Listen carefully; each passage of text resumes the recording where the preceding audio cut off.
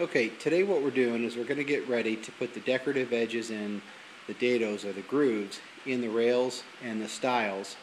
This pile here are all the rails. This pile here are the stiles.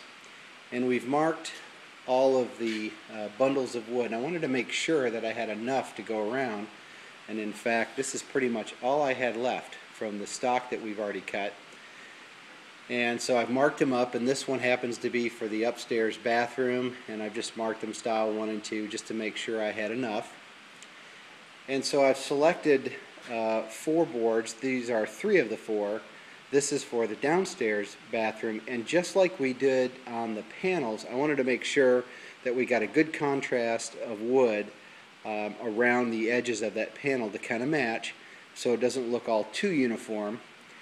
We've set up the router station, as you can kind of see here, with the style bit, and it's set at the depth that I want. And I'll lower this guide here. This protective guide will come down a little bit lower once I start to cut. And I've got the feather boards all set in place for the exact width and the height of the board. And these feather boards help keep as you're feeding the stock through, it keeps it from kicking back. Here's a cut that we've already made on one of the door stiles, and you can kind of see the edge that we're going to get. You see the decorative edge on the front, and we've cut our dado down the middle where the panel will sit. And I wanted it deep enough that I left enough stock on the front and enough stock on the back so that both of these would be strong enough that once we set those panels in there to hold it in. And I didn't want these to chip.